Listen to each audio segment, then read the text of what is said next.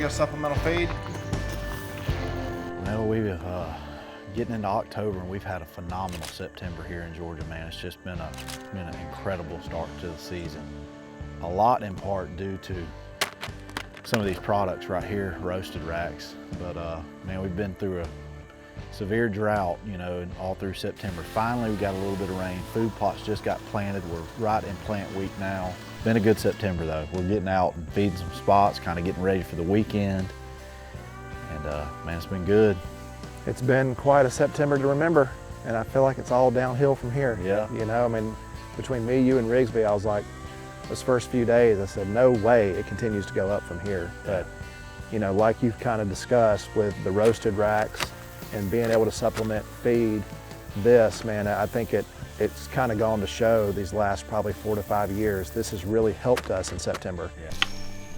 Yep, that's a 3-year in the process. It's one of my favorite times of the year to hunt, just because deer are still somewhat on their summer pattern. Not all deer, but some deer, even when they shed their velvet, a little bit like, you know, the heavy deer that I shot, and even that 7-pointer dash kind of being the same way, just on a little bit of a consistent pattern. And so this is just part of the process that we use. But between this and then adding the corn spike, you know, we use some of the draw as well early season, but we just had a lot of success with it. A big part of that success is supplemental feeding, you know, because like I said, we've been through such a drought, so your food plots aren't planted. Some of the clover plots have been able to kind of barely hang on, and that's what the deer that I killed, Dash, he was coming out and hitting the clover plot before he came to the roasted racks.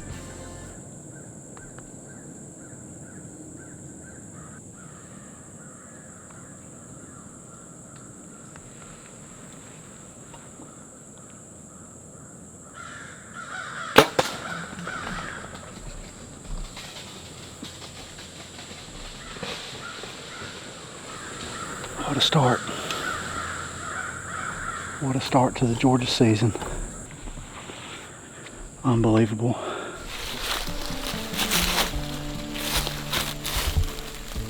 Unreal.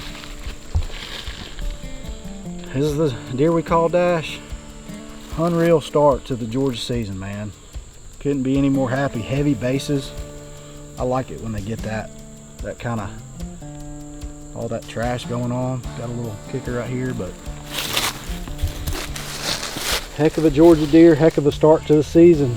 You know, on the cover buck, you know, we've hunted that deer now, it's hard to believe, but it seems like we set probably 20 to 30 times between Dad, myself, even my little brother hunted that deer some, and just goes to show that that deer was kind of on a summer pattern still. And, you know, the food plots obviously, you know, look awful right now with us just being in a drought, but this deer was coming for us.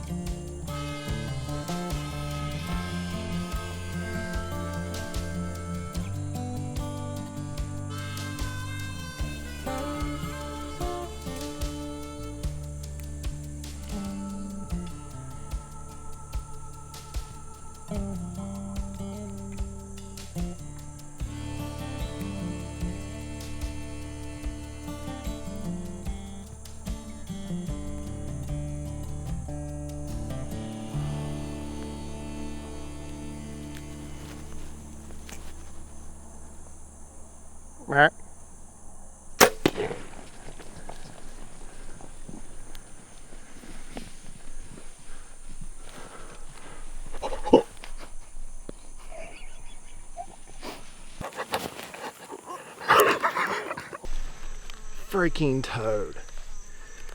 Man, still got some velvet coming off of him. What a stud. Let's get some of this out. This is a spot where kind of targeting a different buck. We've been hunting here a few times, and this deer's been coming and feeding on this roasted racks. We're just waiting on the right wind direction, and a little cool snap will hopefully finally get him on his feet in daylight hours, but we're gonna get this spot fed up.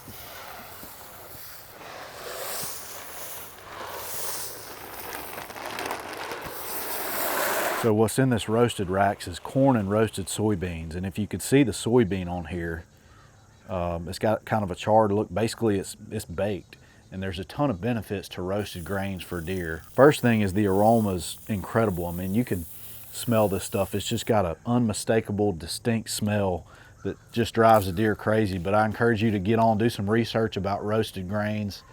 Been really popular in feeds over the years, and a ton of nutritional benefits, highly digestible to deer, reduces all the toxins that you might introduce into your deer herd. So, not to mention the protein aspect of it. Corn doesn't have a ton of protein, but you add the roasted soybean into your feed, and kind of the best of both worlds. We're going to feed these spots, and then we're going out of town. Brian and I, we're going to go up there with Austin Riley, but we're actually going to be traveling all of next week, hunting in the Midwest. So we're not going to be able to hunt this spot for probably 2 weeks. So we're just going to get these spots kind of fed up, and hopefully by middle of October when we come back, it'll be a little bit cooler weather, and we'll be able to time that first cold front. Hopefully he's still showing up. Just something else we add is the corn spike. But I think just that aroma of this, man, we've used it for the last few years. Deer really like it. It's pretty strong when you smell it.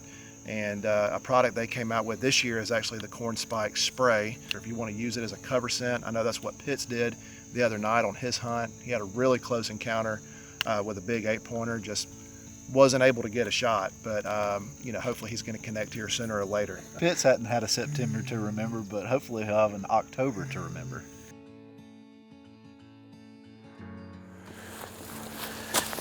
Well, we're getting the last few spots fed. We're going to put 4S draw in this spot.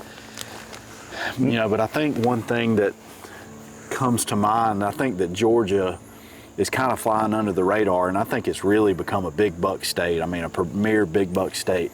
And I think a big factor in that is obviously innovations in cell camera technology, but not only that is the ability to supplemental feed. I think these deer are getting more nutrients. I think they're being fed more, and I think when it comes to cell cameras, you're able to kind of judge age a lot more, and I don't think you have that surprise factor as much. We were talking about this in the car earlier, but about GON. Somebody just shot a giant. It may have been a night or 2 nights ago, but if you scroll through GON's Instagram page or their Facebook, I don't think I've seen this many big deer get shot here in the month of September. And like you said, I think you can credit it a lot to supplemental feeding, trail cameras. There's just a lot that plays a factor. Got some turkeys behind us right here. If we don't find any deer in this spot, this would be a good spot to come back to in the spring maybe. Stay tuned on the social channels. We're going to be in the Midwest next week. I know possibly I could be going to Kansas, maybe you in Kentucky. Yeah. And then I have a busy, November. Could be going to Colorado, may do Kansas, wait until November, but still a lot of good hunts coming up, and excited. Thank you all for following along, and good luck to everybody else hitting the woods here in the coming weeks.